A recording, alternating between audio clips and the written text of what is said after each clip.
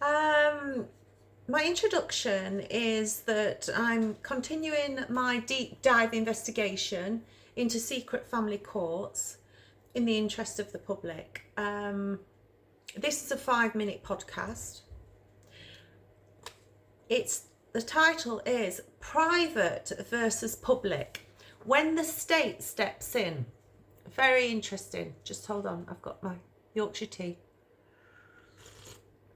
Sorry, I've been rushing around horses, everything this morning. Okay, I want to explain something that most parents are never properly told. It's the difference between private proceedings and public proceedings in family court, and why that change can completely alter a child's life, even when the court says the threshold for harm has been met. In private proceedings, the case is between parents. One parent may apply for contact, another may apply for residence. The court decides arrangements between the adults. The state is not the applicant. The state cannot remove a child, and the court does not have the power to place a child into care. That is important, because care orders cannot be made in private law cases. For the state to remove a child, the case must become public law. And that shift is where many parents later say, I didn't understand what was happening until it was too late. When the local authority steps into a private case, parents are often reassured. They're told, don't worry, you won't have legal fees anymore. This is about protection. The threshold has been met. I remember being told exactly that my child would be protected from harm. What is rarely explained is what threshold actually means in practice. I just need another drink of my tea. Sorry, guys. It does not mean the court has established who harmed the child. It does not mean allegations have been properly tested, and it does not guarantee the child will be safe. Threshold simply means the court believes there is a risk of significant harm. Once that threshold is said to be met, the court's focus often changes.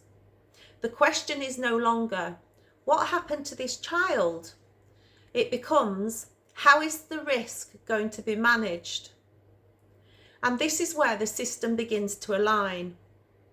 If serious allegations exist, particularly sexual abuse, but there is no criminal conviction, the system is left with uncertainty. Rather than pause and investigate fully, the system often reframes the problem.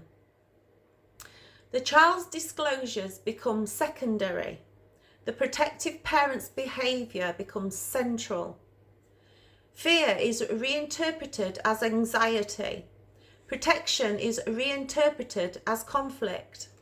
And safeguarding concerns are reframed as emotional harm caused by the parent who raised them.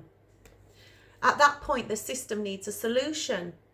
And the solution that closes the case is often to place the child with the parent who denies the allegations.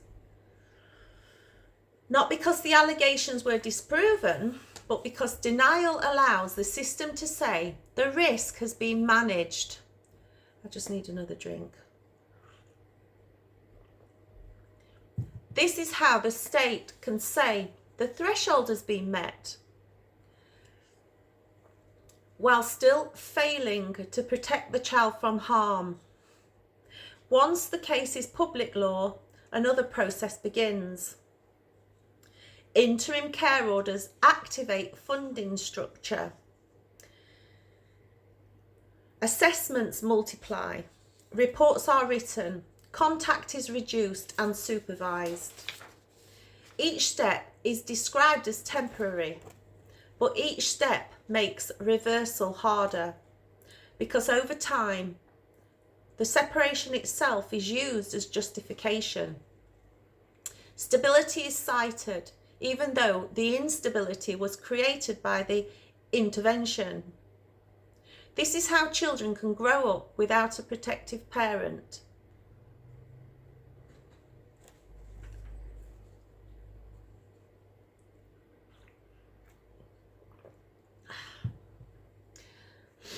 Not because harm was disproven, but because the system chose manageability over truth. Parents are left devastated. They trusted that child protection meant protection. Instead, they discover it often means risk management. And risk management does not always protect children. This is not about blaming individual professionals. It is about recognising a system that is not designed to tolerate uncertainty, and that too often resolves it by silencing the very parent who tried to keep a child safe. Understanding the difference between private and public law is not technical detail. It is the difference between a family dispute and state power. And once that power is activated, outcomes are driven by process, not by justice, and not always by safety.